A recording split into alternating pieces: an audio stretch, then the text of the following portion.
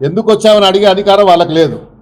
పోయినప్పుడు నేనేమన్నా చేసి నేను ప్రోత్సహించి నేను వాళ్ళని ప్రొవోకేట్ చేస్తే తప్పకుండా నా మీద నేను వార్నింగ్ ఇచ్చి వచ్చాను బస్తీ వాళ్ళకి. మీరు పొరపాటున కూడా చేయి పెట్టొద్దు, వాళ్ళకి అధికారం లేదు, మనం చెప్తాము, ఎక్కడ చెప్పాలో అక్కడ చెప్తామని చెప్పాను.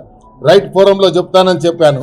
ఆపిచ్చి నేనే వచ్చాను. ఇన్స్పెక్టర్ కూడా విట్నెస్ రికార్డు కూడా చేశారు వాళ్ళు కూడా. అవన్నీ తెలుసుకోకుండా సోమోటో కింద కేసు పెట్టారు.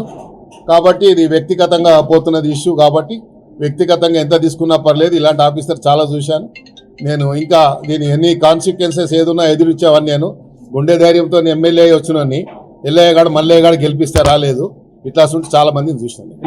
కొన్ని రిజర్వేషన్స్ ఉంటాయి. కొంతమందికి ఏమో ఆ ఉద్యోగం ఇష్టం ఉండదు, ఆ ఉద్యోగం ఇష్టం లేకుండా గిట్లా ఏదైనా చేస్తే తీసుకుపోయి ఇంకేదైనా మంచి పోస్ట్ ఇస్తారు అనుకుంటారు. కొంతమందికి ఏమో డైలీ పబ్లిసిటీ కావాలనుకుంటారు. మా సమస్యల పరిష్కారం కావాలి.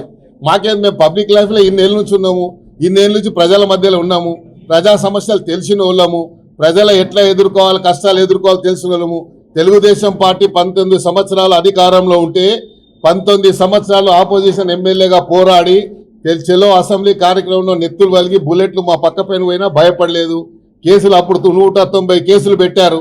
మేము భయపడ్డామా? ఇప్పుడు మేము భయపడతామా? ఇవన్నీ భయపడేటోళ్ళం కాదు. ఇది అనవసరంగా దీనికి రాజకీయానికి తెరలేపుతున్నారు కాబట్టి. ఎందుకంటే మళ్ళా అనవసరంగా వేరే ఇప్పుడు గుడిసెలు తీసేస్తే వేరే పార్టీలు ఊకుంటారా? ఇప్పుడు మేము జిహెచ్ఎంసీ ఎలక్షన్ పోతున్నాము. ఎలక్షన్ల ముందు ఇలాంటి పనులు చేస్తే ప్రజల దగ్గరికి ఏం ముఖం పెట్టుకొని పోతాం మేము? ఎలక్షన్లో మాకు ఓటేయమని చెప్పి గుడిసెలలో నువ్వు ఏలు పెట్టొద్దు. నువ్వు నాలా మీద ఉంటే తీసేయి. ముఖ్యమంత్రి గారు నీకు అధికారం ఇచ్చాడు. ఎవరైనా ప్రభుత్వ స్థలం మీద కబ్జా ఉంటే నీకు కంప్లైంట్ వస్తే తీసేయి, నీకు అధికారం ఇచ్చాడు. లేదా ఇట్లా పార్కులలో కబ్జా చేస్తే తీసేయి, నీకు అధికారం ఇచ్చారు. కానీ గుడిసెలు ఉండొద్దు, ఈడ అంటరానోళ్ళు ఉండొద్దు, ఈడ ఎస్టీలు ఉండొద్దు, ఎస్సీలు ఉండదు, మాలలు ఉండొద్దు, మాదిగలు ఉండొద్దు అని చెప్పడానికి మీరెవరు? కాబట్టి ఇది ఎస్టీల బస్తీ, ఎస్టీల గురించి కేటాయించిన బస్తీ.